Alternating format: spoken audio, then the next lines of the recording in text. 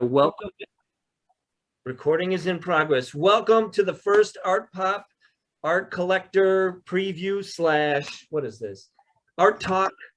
We're going to start off with Sandy to kind of head us in the right direction and give us the basis of who the people at ArtPOP, the groups that make up ArtPOP are. Right, and so thank you. We're really excited. Thank you so much to Mike and Julie for starting this, and I think this is going to be the first of many. So the way that ArtPOP started is it was during the pandemic, and Joanna from the Chamber of Commerce and somebody from Deer Path started thinking about what could we do to showcase, because there wasn't any place to show your art, there wasn't any place to sell your art. And they started giving us windows to show in. So so all the windows on Market Square that were in abandoned stores, they started letting us show in them. And then it eventually became that we got to have one space that we could use as an ArtPOP, a pop-up store. And then it's a year later and we're in a different space. And but it's a collaboration of 3 different groups: the Artisan Group and the Artisan Guild, which has been in existence since 2010. And what you're going to see is like the one of the first things that we're going to see are the quilts by Jan Barnes. She's a local artisan member, and it's just beautiful, fine crafted artistry. The Deer Path Art League's been in existence for 65 years and has been showcasing international artists. They have a wonderful show in September. And my favorite group, which because I'm president and I've been part of since the beginning, is called Artists on the Bluff. And we've been, I think that this is such a testimony both to the community for allowing us to showcase artists, that they really were supportive of us during this crazy time, and also to the artists, because we colored up the community. We gave them things to look at and happiness. And so anyway, so that's just a terrific thing. One of the things that I really am excited with this show is that as a painter, I am so thrilled with the quality of the paintings in this exhibition.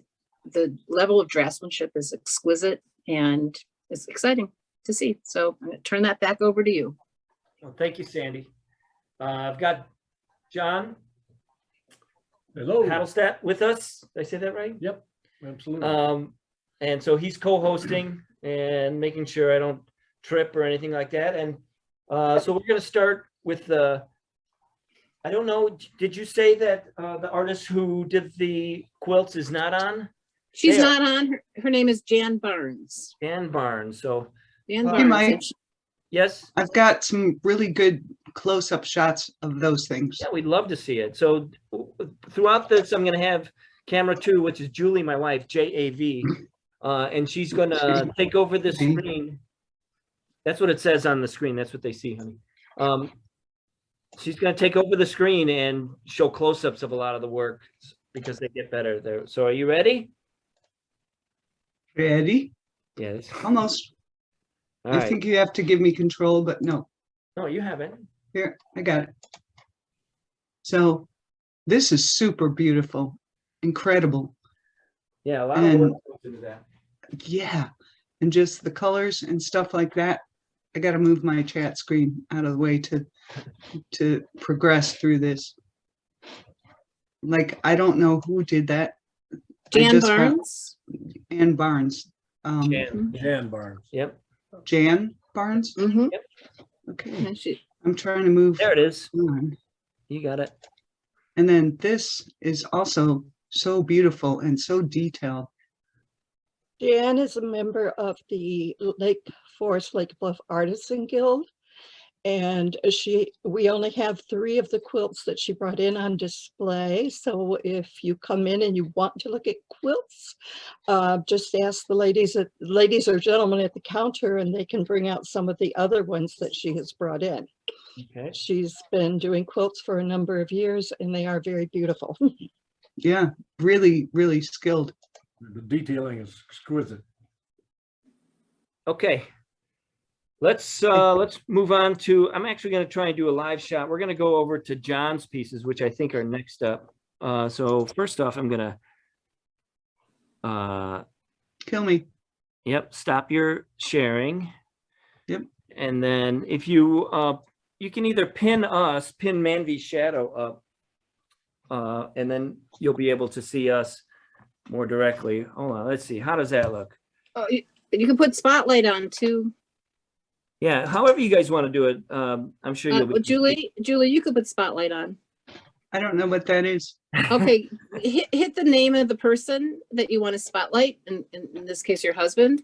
Hit the Well, name there- of the person, and there will be an option that says spotlight, and just press that. Thank you.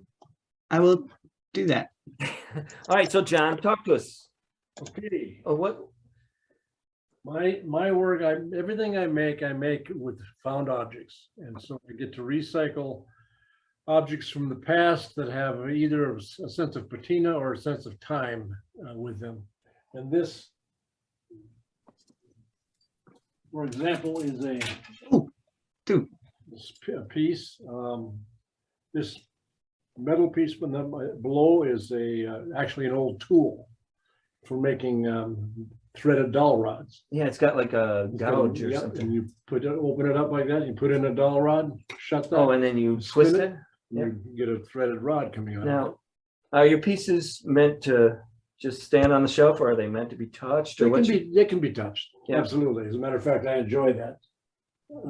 Seeing people get in touch with that.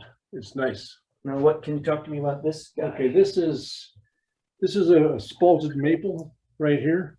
And the black lines that are formed on this, where am I? Oh, there I am. Yeah. That are formed on the wood is the beginning of the forming of the fungus that eats the wood when it starts to rot. Wow. But if you dry it, get it dried before it gets pulpy, Yep. you get basically what I call a painting on there. Wow. And it kind of reminds me of Indian sand painting. Yeah. I like that. I like that a lot. And then just a combination of different types of woods. Like and a different different, shapes. like a redwood. Yeah, there's mahogany, Mahogany. Yeah. maple, and wenge. Wenge. Wenge. Awesome. Here you go.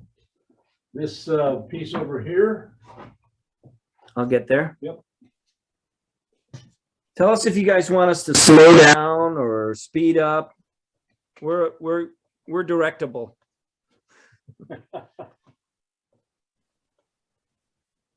Again, it's just found objects. This is a piece of steel that came out of the scrap pile, and the base of this is called a reliquary. That means a place, home for a sacred object.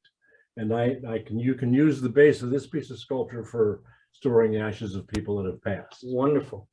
And I do those quite a bit these days because people seem to be enjoying that. Wonderful. You know, Well, and this the times call for it. absolutely, absolutely they do. And then there are, I think that's about it right here. Yeah, we'll come back to Yeah, you because right. it's nice to have you. I want to go to let's see, who is this? This is Kennedy. Kennedy, are you on the line? I thought I saw you earlier. He was. He was. here. I'm here. Can you hear me? Oh, there you are. Yep. Yes, we can. So I'm not going to get too close to these, but these are just beautiful things. And Julie's got, I think, some close-ups. So Julie, go ahead and jump No, in and show that. I don't. Yes, you do. I know you do. These are the cups and these things up here. You definitely have that. Anyway, go try to find it. And if you find it, then show it up. But Kennedy, if you could. Oh, I do. You got garbled there. You're right. I do. I'll get there. Okay. We'll get better at this, I hope. Anyway, This is the first time it's going smashingly. It's great. Okay. so these are beautiful. I mean, Kenny, are they all thrown pots? And what's your, where do you do your throwing and baking, I guess? I have a studio in downtown Lake Forest, and I fire at kilns in Grays Lake and in Lake Forest out at Sterling Hall. I do a lot of cone 10 firing, which is stoneware at 2400 degrees, but I'm very interested in alternative firing techniques, such as pit firing, soda firing, and raku. So I do a lot of those whenever I can. So those are coffee cups. And then the discs above on the leather thongs are pendants that I've made and fired in various ways. Now, can you talk to me about the finish a little bit? And because it's almost an iridescent, you can see it here, how it's kind of glowing from, green to a yellow to a green, so can you talk to me about the finishes that you're using? Yeah, I used a Temple White on the inside, which is the name of the glaze. And then I used an Oribe green on the outside. Oribe is a glazing discipline practiced in Japan hundreds of years ago. So there's various versions of Oribe glazes, and they're all gorgeous. Yeah, it looks like you've got a matte and then a very, a flat, kind of, these seem much more matte than the gloss. Is that in? Yeah, Oribe come out a little matte. It depends. I mean, the outside of the cup I want to be shiny, cleansable. I do them mostly in white so that people can see if they're clean. And then the outside is all about experimenting with color and combinations of glazes. And texture, it's beautiful. Texture, yeah. Oh, I love these. Yeah, can we talk about a little bit about how these come about? Let me move that up. I make the pendants from very thin sheet clay from stoneware or porcelain. And then I create a tube, a clay tube to attach to the top. That's a 3-piece one.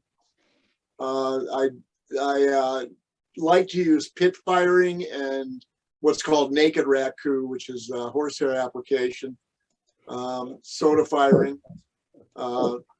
These are non-functional in terms of holding water, so I can really use the whole palette of different ways to fire things. Some of the things like pit firing and raku won't hold water in the vessels. So I do a lot of that with these pendants. So they're rolled out very thin, and about half of them break before I get them in the kiln. But once I've got them, I can then glaze them and work with them.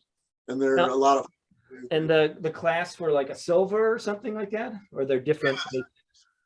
A Greek leather thong, and then I make the clasp. I solder a ring and the hook, and forge it a little on the hook, flatten it out.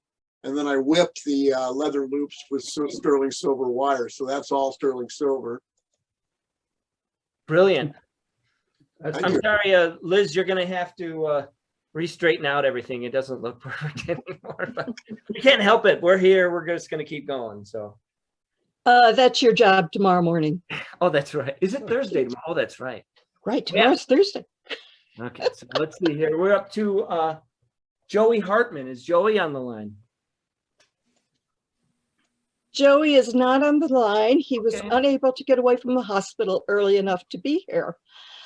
We about can move these later too. We'll find the right time slot such that the most folks can get in. Well, being a surgeon, I think, his schedule is not always All right. the same. But out of all of yes, these- Joey is a local artist. His father is also a doctor. Many people do know him, and they have come in and requested his work. And quite a few people have purchased his work. He originally came to us and said, I don't think anybody will want this, and sold 5 paintings the first month. So, and it seems to be expanding into other things. The first things he brought in were basically the beach and such, and now he's moved into animals and sailboats and other landscapes, and he enjoys doing this. He's a father. I think has 5 children, and he brings them in frequently too.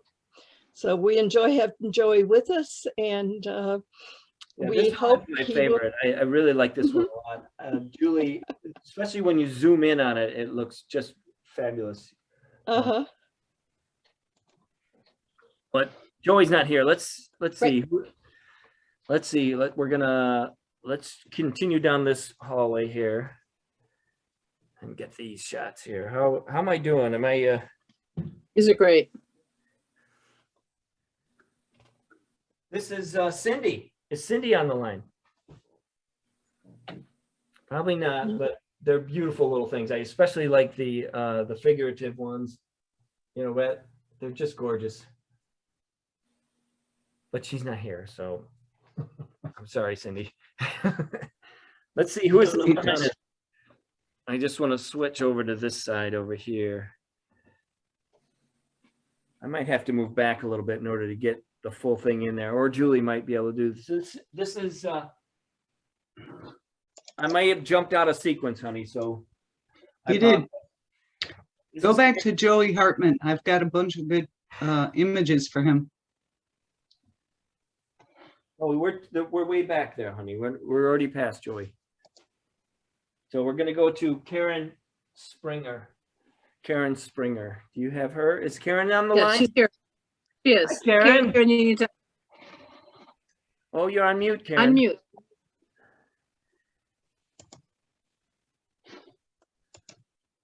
Slowly. One click. Wait for it. Sorry, there I am. Can you got hear me? it. All right. Somehow I thought I had already done that. It's all right. These are And- beautiful, Karen. Talk to me about this. I especially love this one because of the change in, you know, I've always wanted to paint these going off it in a different direction, but talk to us. Well, that's about this. basically what happened there. So I am a mainly self-taught artist, former attorney, raised my kids, and then I've always loved anything artistic. And so now I'm doing, I've switched from a million different things to mainly oil painting. So these are water mixable oils. They don't come from pictures, but I get something in my head, like you said, Mike. I wanted to paint that somehow a cliff, but that's all I had in mind. A cliff with trees. So then what do you do after that? Yeah, who knew? So I let the paint dictate the palette, basically. So I'll have colors in mind, I'll have maybe an idea, and then I just go with the flow. And the flow doesn't always work, but in this case, that's really what it is. It's just colors, colors, colors. And same thing with the floral. They come from, you know, they're intuitive. I like realism. I don't do it nearly as much because it's much harder for me, but I like to just let the paint flow, the colors are my most favorite part of the painting, and the paint itself. So yeah, these are not representative of everything I do, but they're beginning to be more that representative, I think. So if I want to paint a floral painting, I do start out with that in my mind, something floral, but I don't know what it's going to be. And so again, it's all colors, it's about the colors. Yeah, I've had some good workshops, some mentors, and that's where I go. Oh, there you go. Thank you, Julie. Camera 2, she's on fire. Well, Wrong one. Sorry. you're okay there. You're fine. Beautiful. Yeah, they are. Now, Thank you. let me just Thank you also- very much. No, thank you, Karen. Now, if anybody else has questions, just unmute yourself, and if it gets too rowdy, then we'll mute you. But please feel encouraged to jump in and ask questions about what you want to know. So, John, got any questions? No, I'm good. I'm enjoying this very much. All right. I Let's don't see. have a question, I have a comment, which I think that what I really love about these paintings is how luscious the surfaces are. It's really rich and creamy. I don't know, it's just really quite beautiful. Thank you, Sandy. I appreciate that. Well, I do use a lot of paint, and you know, I take it on and I put it on and take it off and put it on and take it off. So What mediums do you use, or do you not use mediums? I switched from this water mixable oil medium to the oil medium. I blanked on the name, but I do use a medium, and I love the mediums I use. They really help me, and I probably put too much of it in, which is why it's so glossy. But No. that The That's kind of impasto is beautiful. It gives dimension to it. It's absolutely stunning. Yeah, Thank you especially so with much. you know, a hard light on it, it really makes it pop. Yeah, the light actually really, I love the spot that you guys put it in. Thank you so much. It does light up there. So thank you. But anyway, I'm still definitely learning, loving this group. This is the only group I have joined ever. And so this has been a very good 2 years, not for COVID, obviously, but to get involved in this. So I love the artists on the bluff and the people that are trying to get this going, and I'm gonna help more than I have. So thank you. Well, thank you, Karen. Hey, we're good. Liz, are you ready? Yes, I'm unmuted. I'm ready. All right. We're on Liz Jenson. Hi. Hi, Yes, thank you. I am a fiber artist. I have worked with fabrics since I was 10-year-old, started making my first clothes. Then these came along a few years back when I was making baskets out of cotton fabric, and I was throwing all the little threads away that raveled as I was making the baskets, and I started saving those.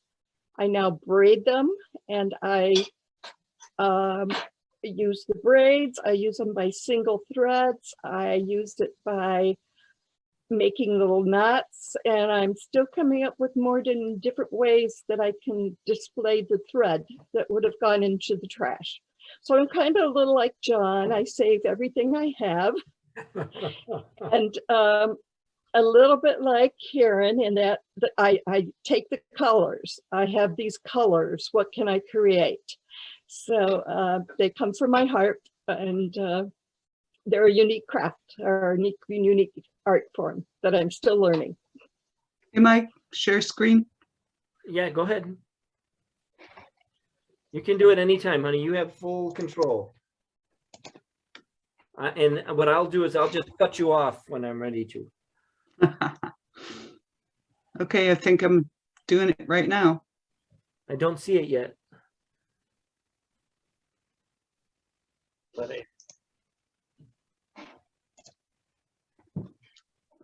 So there's one. Do you see it? no, I don't think you're sharing, honey. Okay. We'll get there. Camera One sec. 2, Julie Voss. Thank you, Liz. It helps when you call me that. All right, I think we're gonna jump down to, before we go to Deborah. Is Deborah on the line? I just want to give you a heads up if you're up next, but she might not be. But John, talk to us about that guy before we go on. This is a part of an old car, the roof of an old car that was altered by a friend of mine. And I call this the slice because of the shape of the sculpture. Oh, wow. It's very thin on one edge and very heavy on the other. And it looks like a cheese cutter from another world. But then I have these waves down here. Can anyone hand me those? One of those? Oh, did they come out? Yep. Oh, wow. So you have an interactive sculpture, and you can play with these different shapes and put them into the sculpture, and it kind of predicts your day, so to speak. Wow, beautiful. Yeah, it's fun. Just fun. I love interactive things. I love being able to pick it up, move it, touch it, whatever you want to do.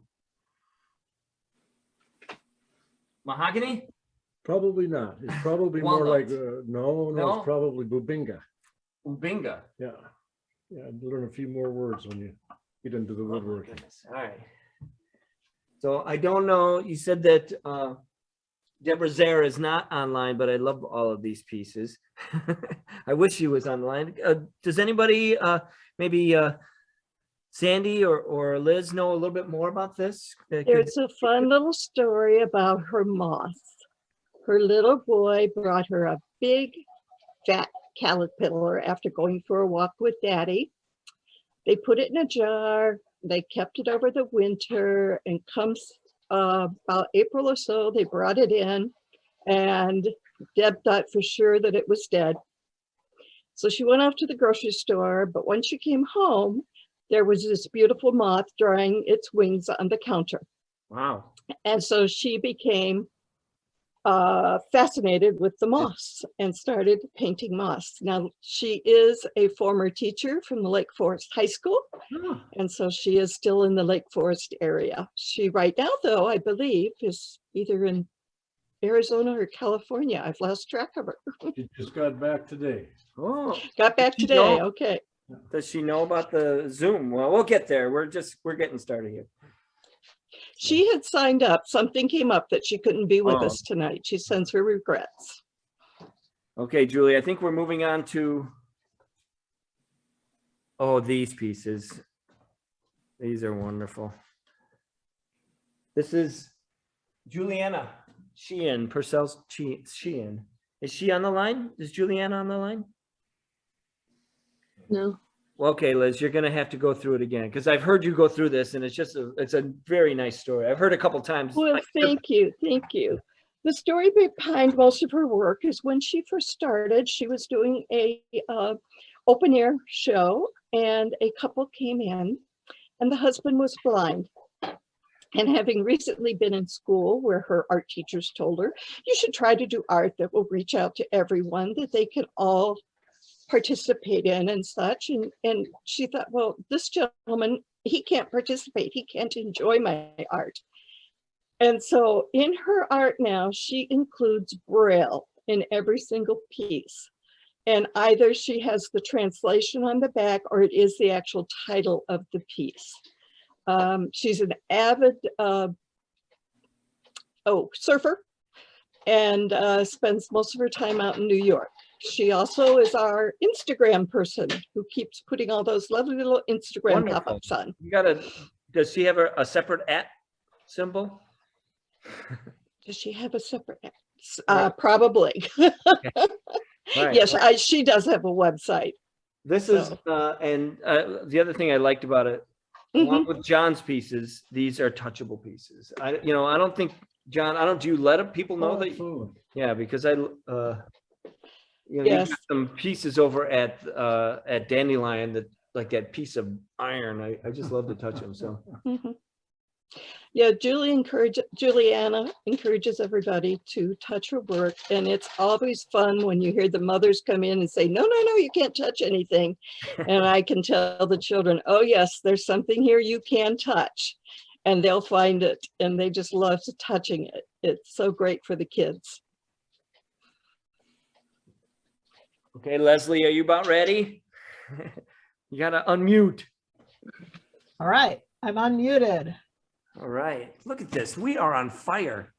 I was looking for Juliana's Instagram, but I can't find it. So, Oh yeah. Oh, please put. Oh, what is Oh, it? that's okay. I'm doing it okay. on Instagram. All right. So you've got four beautiful. It's gonna be in pieces. chat. Four beautiful pieces. Leslie, let's talk about this guy. Thank you. So, I have been a watercolorist and a collage artist. And before that, I did a lot of Prismacolor drawings. And now I am trying to combine those. So this piece has, the border is collaged. And then the drawing inside of that border is Prismacolor. And this is a couple of You mean my pencil? stay homes. What's the name on that one? This one is Stay Home. Yes. Like, Yes. yeah, stay home. Hearts and houses and stay home. Yes. Beautiful. And then there seems to be a definite both angel and little girl flying motif continuing Yeah. throughout the faces. We looked at Faith Ringgold today in my art class, and she has lots of flying ladies, and so do I. Oh, this is a folk art. This is my folk art heart. I put a lot of hearts and angels and folk art, sort of my symbols. Yeah. They're very graphic. I was a graphic designer for 30 years before I retired, and now I am teaching some kids classes. Wonderful. Go ahead and show. You got one more, Julie, from Leslie. I think there's one more. This is good though. That's nice. Oh That's- yeah. So this is It'll Be Better Soon, and that's the same as the other one. It's Prismacolor pencil on Reeves paper, and the border is collaged. So there are Beautiful. And lots I of see like different Japanese paper. symbols or some sort of You know, symbolic It's definitely It's a- Japanese characters. Yeah, I guess it's a cut apart card from a friend, and I color copied it and manipulated it and glued all those pieces around the border. Okay, so now I'm gonna jump back here, do this and stop. Okay, Look at that. good job. Like I meant to do it. Okay, So- artist name? Oh, I'm sorry, this is Paulette Colo? Okay, Colo? How do you say that, Liz? Colo. Beautiful stuff. Yeah, he's good. It would be Colo. Colo, so watercolor. Paulette's not with us this evening. She works in oils, but what she has displayed this time is from her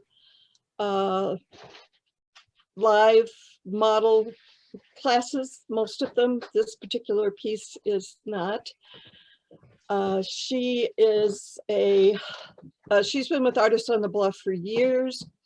She started painting and such by herself when she was a child, about 12 years old or so.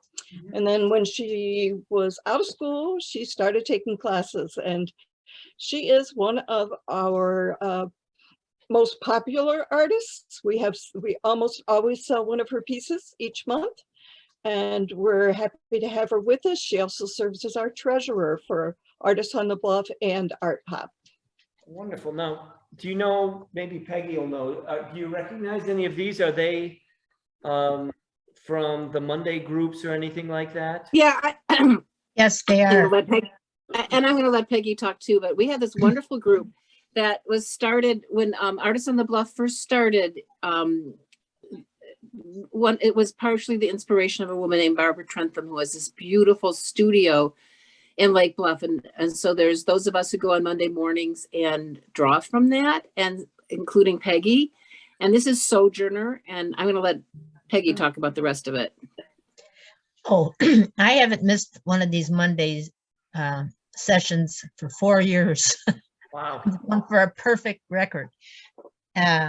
Anyhow, I'm just kidding. That's true. But we have different models, and we just love them, and they love coming to us because I think they enjoy this space. It's a fabulous space. It's huge, lots of lights and windows, and it's right near the lake, next to Shore Acres Golf Course, and it's a fabulous place. And Mr. Voss, I'm hoping you're going to show Yeah, up. I'm on gonna it. get there. I'm still working through getting my Cobra set up. So I've got to get I'm still working through, like they won't let me go, but I'm almost out. So Oh, good. Good. I'll have to give you directions to how to get there. hey, Mike, yes, screen share with me. you are screen share. Oh, you want to take you off? Oh, no, I just have more. Yeah, you're screen sharing already. I Okay, think good. this is Alyssa, right, Peggy? Yeah, it is. This is Alyssa. The thing that I love about this, though, is that this has been such a strength of Artists on the Bluff is this the figure drawing and the drawing group here. We really love it. And Paulette is also the leader of that. Oh, She And everyone organized has a the different, model. everyone has a different style. Paulette works mainly in pencils, and some of us, I work in markers and pastels and charcoal, and Sandy works in pastels, and Phoebe, who's with us tonight, she works with watercolors. And ink. Yeah. And ink. And so everyone's piece always looks different from each other's. They're very unique and talented. A fun group, a nice group. I think this is probably a new person, so, yes, sorry, that's the wrong one. So I'm gonna stop your share so we don't get out of order. okay, all righty. Posey Craybill. Okay, so now we're going on to Morgan. Morgan. Morgan. I Okay, we got a whole bunch. Morgan, is Morgan here? Oh, there you are. You're Morgan's here. here. Let me get you. Oh my God. I am here. Oh, this looks so good. You're doing such a fabulous job. You know, we're Seriously. Oh, still only thank number you. one. Wait till we get the light show going. You got that? I'm working on it. Morgan, are you in Lemon Street Gallery? I am, Peg. How are you? Oh, I thought that was you, and I'm fine. I'm fine. I'm so I glad missed to it. see you. Nice to see you. Love what you do. Thank you. I'm focused on the big one because I love this one the best. I mean, it's just a beautiful, you know, the rhythm and the contrast and just the texture of the whole thing. It's just gorgeous. So, Morgan, talk to us about your piece and maybe a little bit about why you choose the subjects that you choose. Do you have any ideas why you do that? I don't know why, sometimes I do, but. That's actually a really good question. I'm glad you said that. I'm going to make sure that I don't go for 2 minutes. Actually, husband, wrong timing. I love him so much. So I actually kind of go through to make that painting, I actually had to go through a different kind of mental space. And I hope that it's okay to share that here. I have no other way of describing what I do, if that's okay. No, I mean, people, that's part, what sells art sometimes is artists either musically or visually opening up a vein for people. So they want to hear it. Story's good. Thank you. I appreciate that. Okay, so Breakthrough was my first large piece. That's a 36 by 48. And this was the first time since I'm a self-taught artist. I learned from YouTube. I started out in photorealism. So bridging photorealism to abstract is extraordinarily difficult, as everybody here knows. It's like you really want to, I've always wanted to do photorealism. So once I achieved that, I started really bending the rules to kind of explore myself as an artist. And one of those ways that I was able to bend myself was through this piece called Breakthrough. Breakthrough, I did the underpainting in one day. And as I went through with it, I understand that art is supposed to teach us things.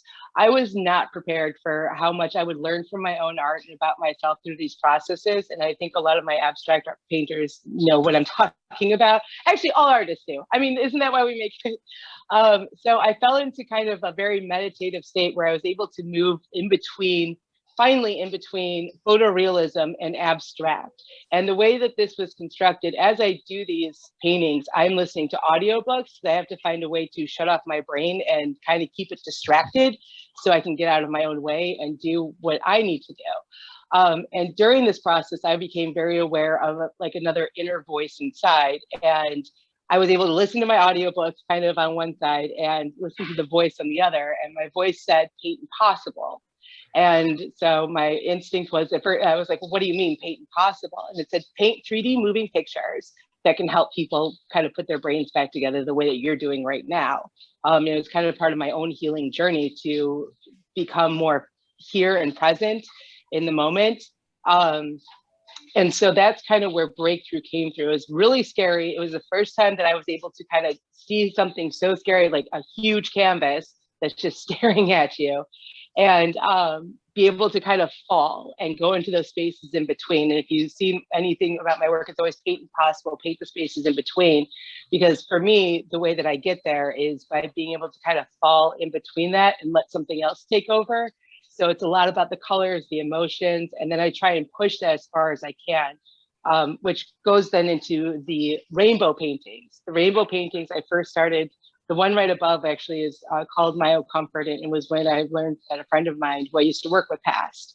And she was always very jovial, very nice and comforting and loving. And I was just like, I want something to hold this and create kind of like a lagoon space in between the rainbow wings kind of the wave up there.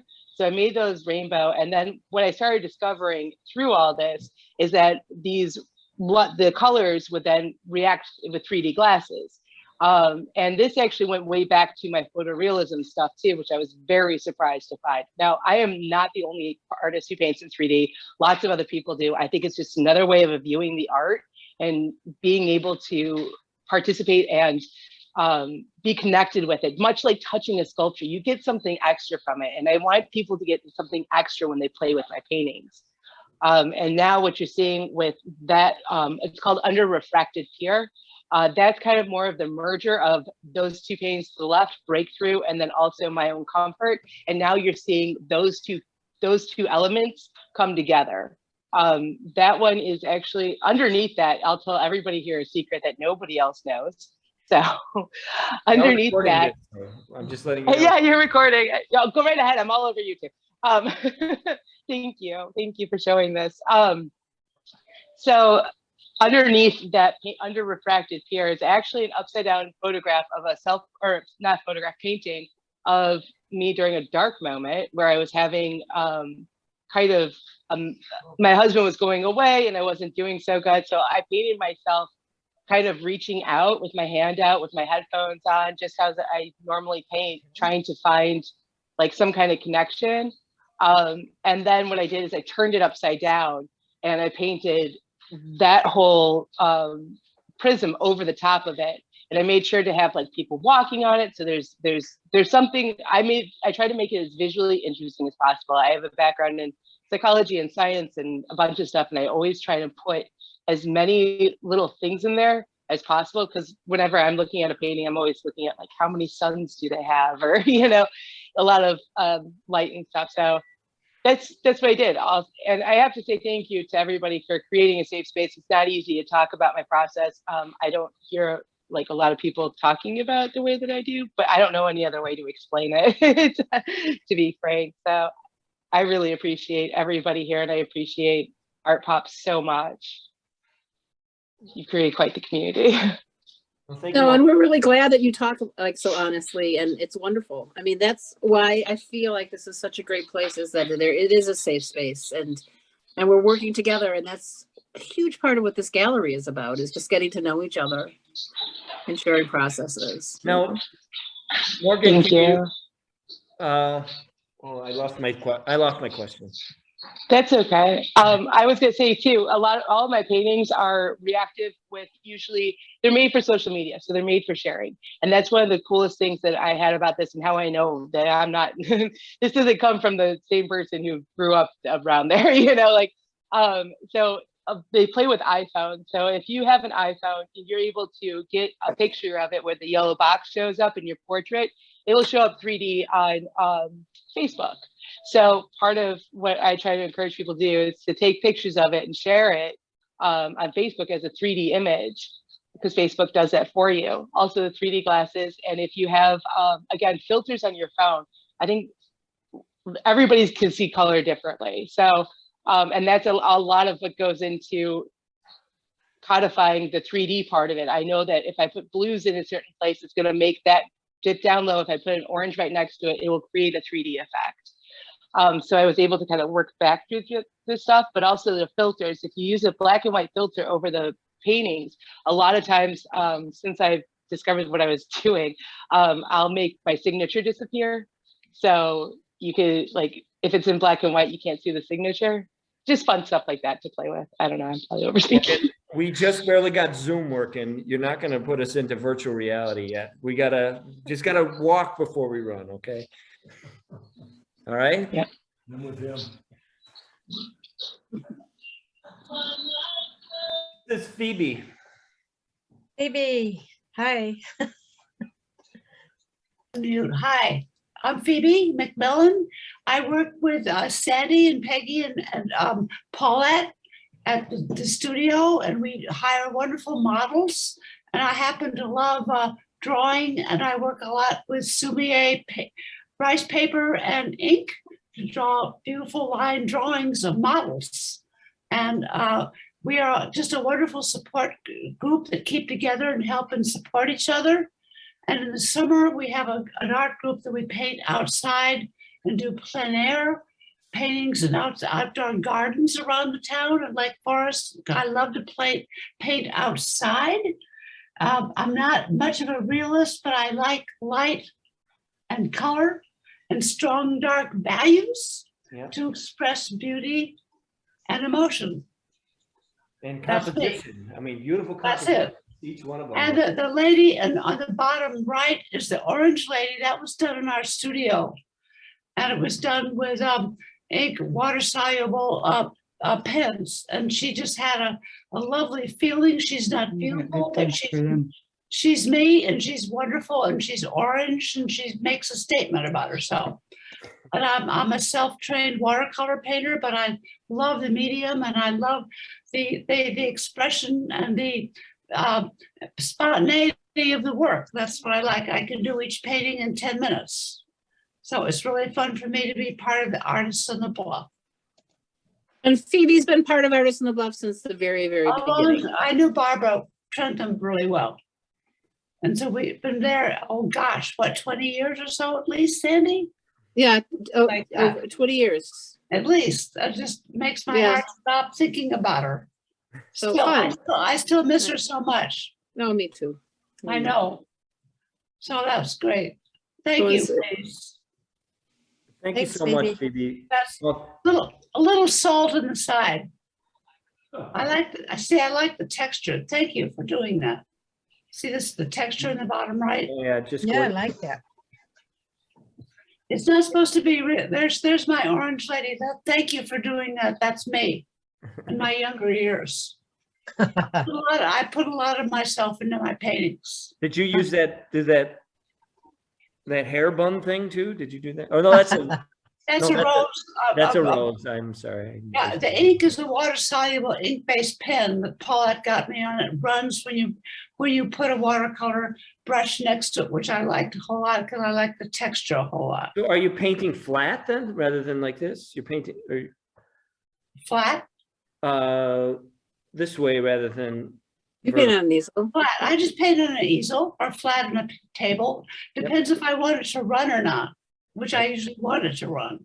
And you turn it upside down or sideways, so it's not there.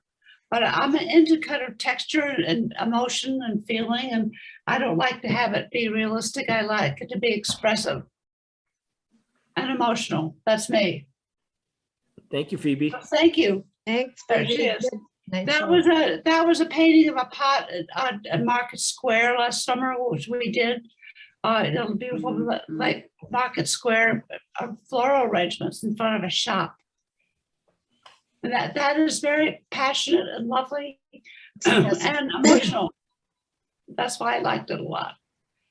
So thank you. That's great. That's another one it shows lots of nice dark and dark contrasting values. That was wonderful. I cut her off too soon. Sorry. That's about okay. But thank you. I heard that. We're it. on to Edie now. Thank you so much, Phoebe. That was beautiful. Edie Ottoman. Is Edie on the line? Edie is not with us tonight. She is supporting her husband as he is performing with his trio at a local restaurant. Sweet. Edie has been with us for a very long time. Well, she's been in every show we've had since ArtPOP opened. Longtime member of Deer Path Art League and Artists on the Bluff. She tells me her first job was to be a gift wrap designer. And then from there, she went to designing the sets for wallpaper books. And so she works in acrylics, and a lot of her paintings and such are of local scenes, or local items like the gazebo or the market square, or in this case, I think, I'm not sure if one's Conway Farms or not. I forget which pieces she has up right now. She also she likes fish. And she has a series of fish paintings, and this is her koi. This was a series of 4. It's down to 3, so somebody fell in love with one of them, bought it from her. Yeah, that's what we like to hear. And Edie's another person who has sold a ton of paintings from ArtPOP. Yes, she has. Just want to encourage everybody that there's paintings there are sales to be made. Okay, so. Sandy, excuse me, would it be better in our case to have the prices lower to sell better? I don't think it's about prices. Is it about prices that make paintings sell? Or what should we do about that? How do you advise us? We need more people coming in. That's what we need. We need more publicity. We're working we need on more things like this. Yeah. Yeah. We need better marketing. But you can't cut the price of your paintings way down. You gotta cover the cost of the darn frame, at least in the plexiglass, and not sell it for nothing for all the time you spent on it. No, it has nothing to do with price. It just has to do with who happens to be coming in And the cool thing about this is that we have Mike working on it, and Julie, and Morgan. And Morgan is just taking over our website. So it's really Great. nice that we have these like really cool new ideas and new kinds of things coming in. So we're gonna keep working this. We And, love you guys. It's all good. Yeah, and it's It about doesn't- the break. There's no, you know? there is no formula. Right. But It don't just- cut your prices. No. Raise your prices. I mean, Yes. you know, maybe it's your prices are too low, you know, you don't know. There's this concept That's a of the idea of like, if you price your stuff too low, then people don't see Right. that they think it's valuable. If you price it too high, Mhm. you lose buyers. It's gotta be kind of that middle road a There you little bit. So, you know, Okay, let's get back for to all the this. We're almost creators. done here. All We've right. got another half a room and then a whole jewelry room that we have to go through. a what? Oh, got mine. Jewelry room. So this is Leslie Emery. I don't know if Leslie is on. It's a beautiful. Yes. folder. Well, I'm sorry, not me.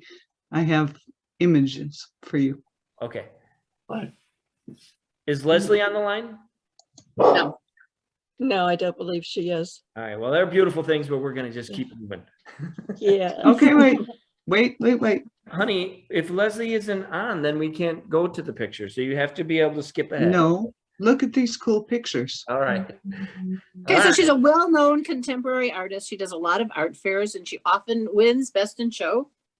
Her mother, Jackie Blatchford, was also who just died last year, was a member of Artists on the Bluff from the very beginning, and we miss her so very much. She was a wonderful teacher and everything, and so Leslie does these awesome works, and they're always full of energy and very sculptural, and I don't know what else to say. They're beautiful. Mhm.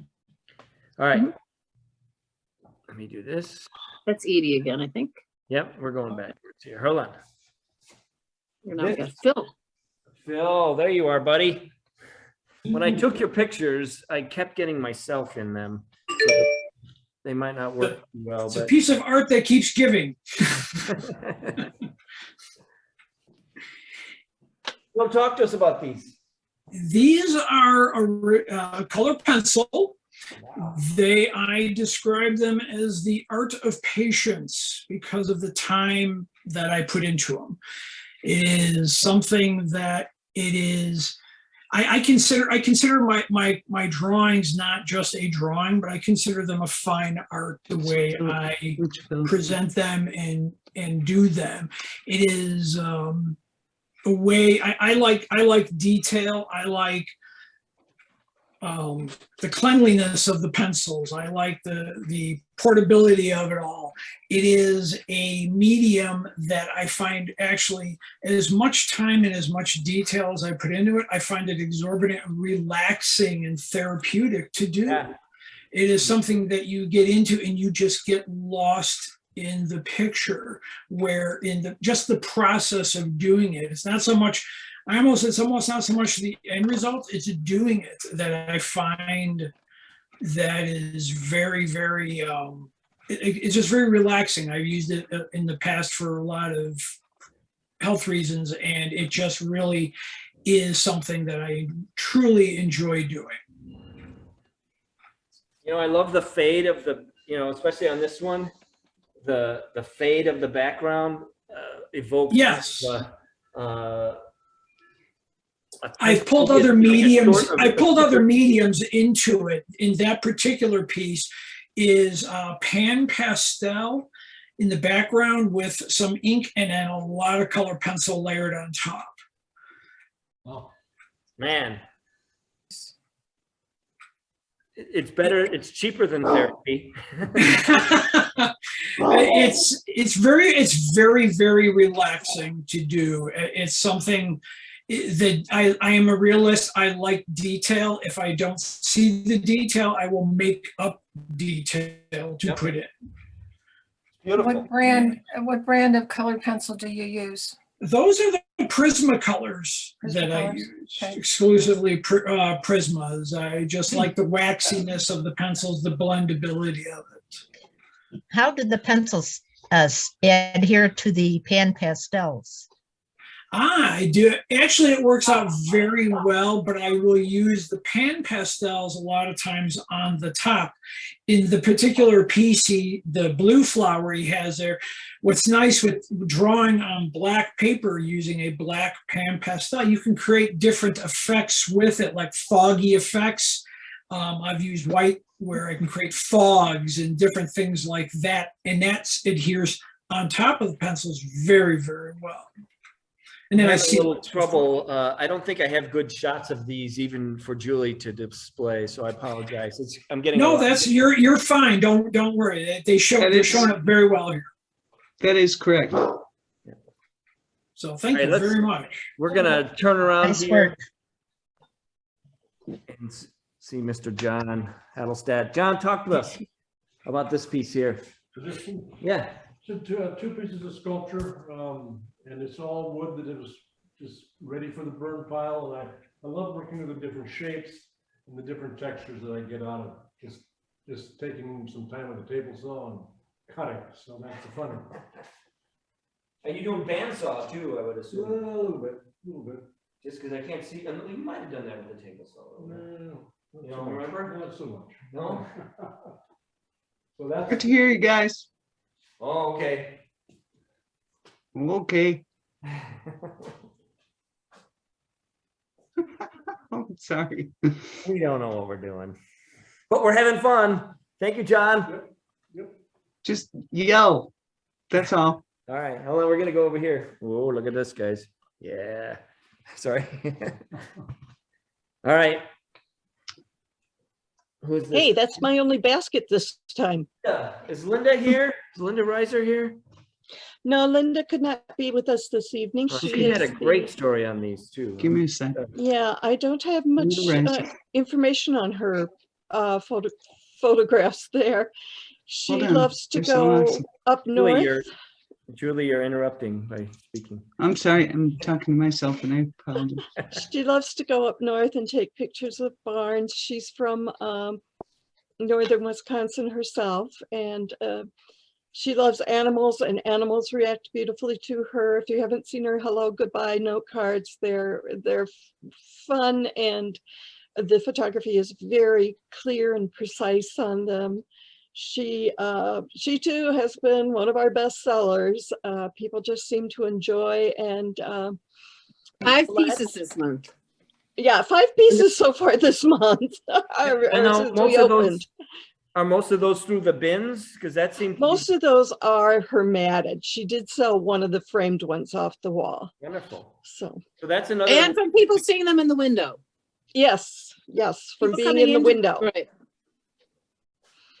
I Wonderful. talked to her briefly about her photographs when I was into the opening, and I believe she said she uses a Nikon digital camera to take these images.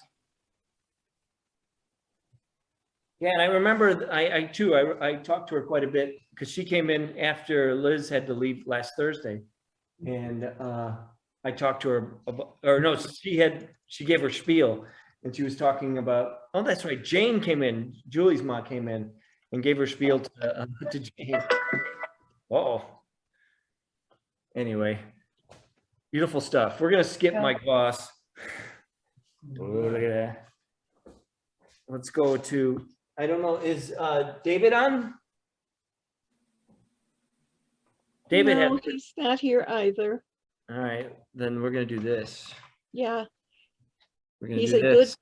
he's a award-winning watercolorist, and he went to the countries that he paints and lived there for several months and such, and did the plein air painting, and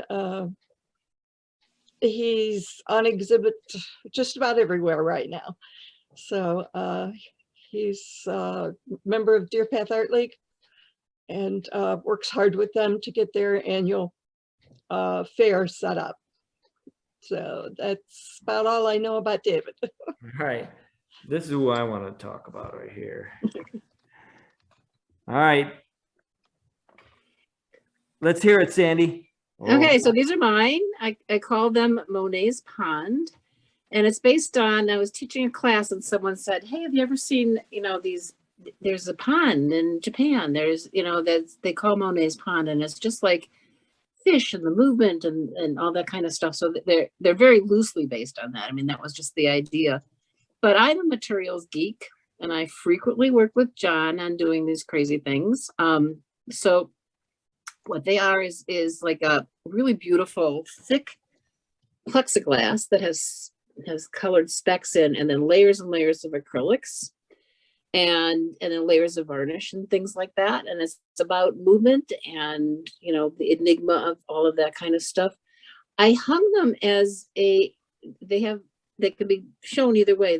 They can be, there's a wire on the back, even though they're very heavy, but they could be hung on the wall. But I was in a show at the Starline studio, and the curator said, boy, these would be nice tables. So I turned to John and I said, hey, can you make me these into tables? And so that's what they are. Yeah, I really like the, what do you call these nails, John? Framing nail. Framing nails. I need some of these. I don't know, people, do they use them anymore? Oh, sure. Okay. I get you those all day long. Well, I don't know why I need them, but I need some of those. Thanks. Thank you, Sandy. Pretty cool. All right, we're almost, well, no, we got plenty more to go through. So, but I want to give anybody a chance, if they'd like, to jump ahead if we haven't seen a piece specifically. How about Jenny? Yeah, I'm in the little room where Okay, the jewelry is. Let's go there. I'm going to skip some of these other ones these are beautiful things too, but I want to make sure None of our jewelers are online, so we can enjoy their jewelry. We have a variety of jewelry, but they're not with us tonight, so we'll feature them another time.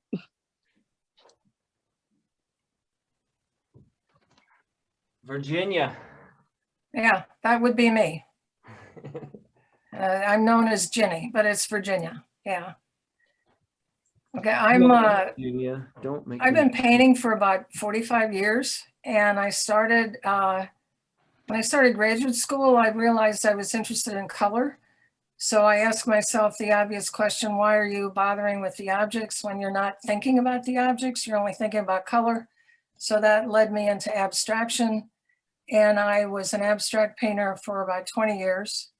And the lower ones are mine. This. And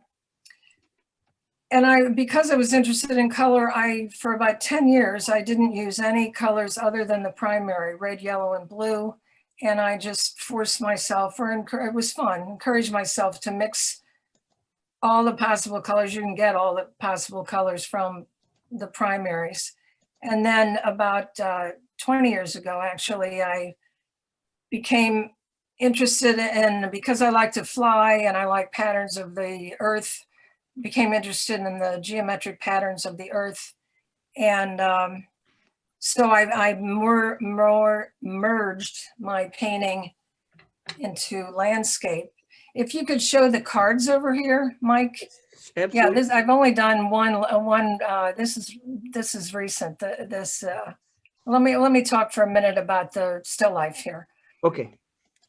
The still life actually was inspired because a friend of mine is a potter, and the red pot she did, her name is Liz Kramer. I live in Evanston.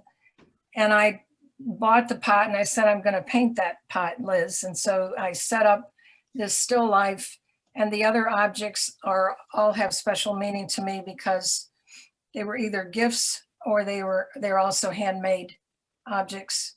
So I may go into that in the future. That's the only still life I've done for 40 years, but it was inspired by Liz's pot, the red and blue pot there on the left. I thought was really beautiful. So now if you could show the cards, the Sure. cards are reproductions of my landscape paintings. So maybe if you could hold up one or two, Sure. just take it out and turn it around. Yeah, these are actual paintings, which I have. They're much larger, and I've started making cards out of them about 5 years ago because my painting was shown by a choral group, and it was featured on their program. And so then I decided to make cards, and they bought cards, and then I've made more since then. So I was in a show here in Evanston this month, and I didn't have a lot. Yeah, this one is another painting. Is one, the one on the left, the tree, is 1 by 2 feet, and the one on the right is pretty small. It's just 1 foot squared, 12 by 12. So that's kind of there. You can see the abstraction still. I mean, they're basically landscapes, but you can see the focus is still on color and abstract shapes. Yeah, I saw that you did a silk screen. Are you doing screen printing at home? Or are you doing it in a shop? How do you? Actually, yeah, the first one you showed is a silk screen. No, I took a class at the Evanston Art Center, actually. There it is right there. Yeah, in your hand. And so I used their equipment, the Evanston Art Center.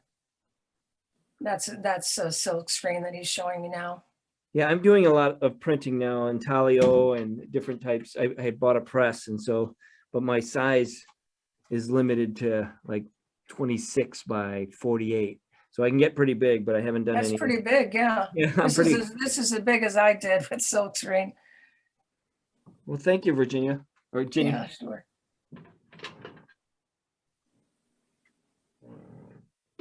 All right. Now, Mike, you're on the spot. Let's see yours. Me? All right. Yeah. All right, we'll go take care of that. Because I hear John's stomach growling. He must be getting hungry. He wants to get out of here and go have something to eat. I want to see John's work. John, this one? You. Okay, I'm Mike. Mike, I meant Mike. I want to see John's too. But You've already Mike, seen my- yeah. All right, Sorry. so this guy right here, you know, I'm about 15 years ago, I started getting back into art and did some atelier classes down in Chicago. Sora, I don't know, they weren't around very long, but it was fundamental, kind of traditional charcoal, long pose, you know, rendering.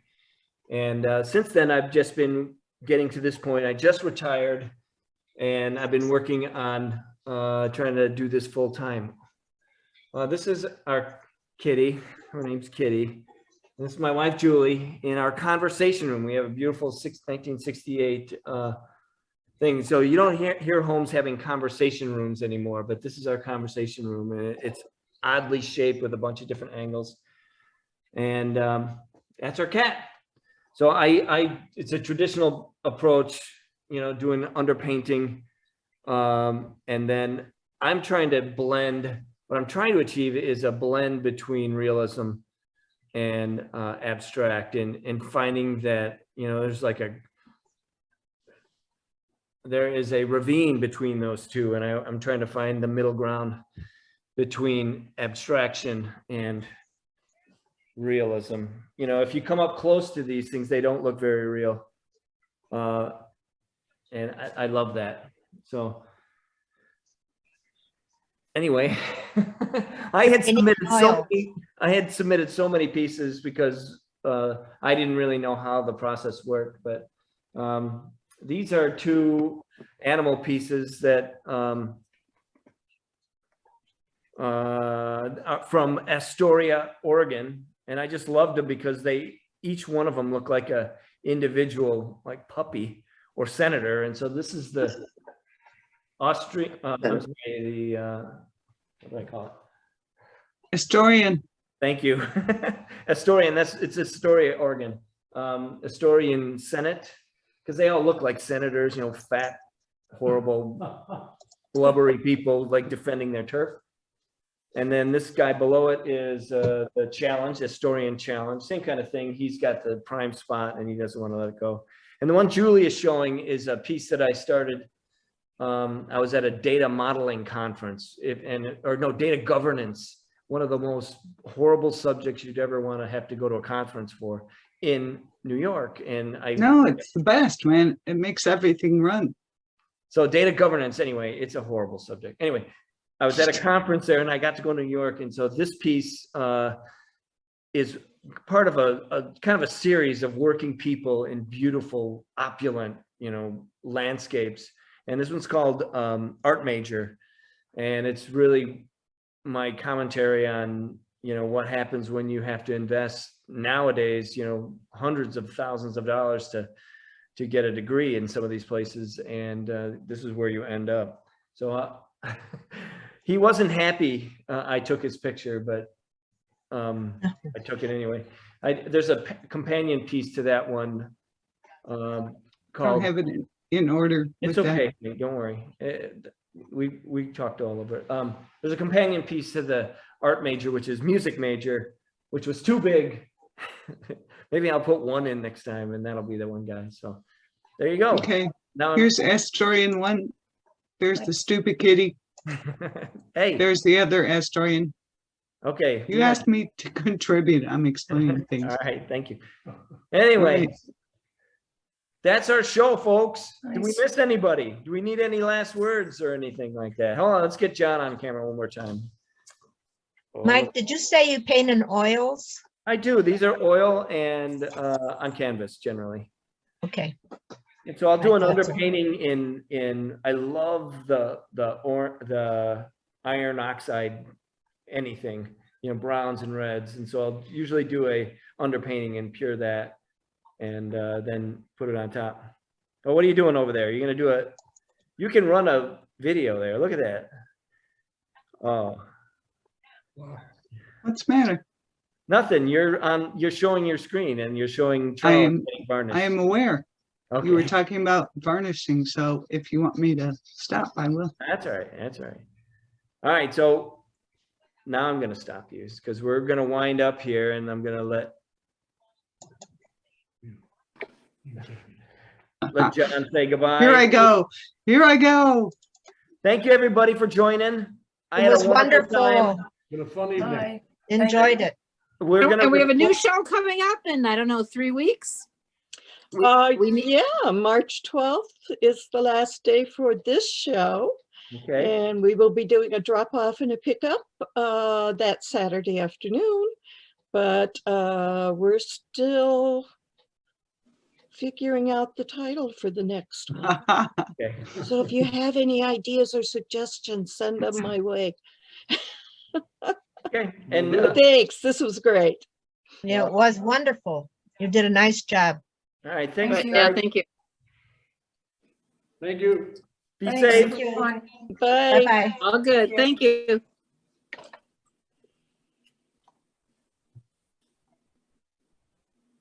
Usually we hang out here for a minute until everybody drops off. And then the last couple people that won't hang out. Yep, that would be me. All right. Now I'm gonna play a video for you. No, I'm going to hang up because I'm recording and I got to stop the recording. All right. Thank you. Bye, baby. And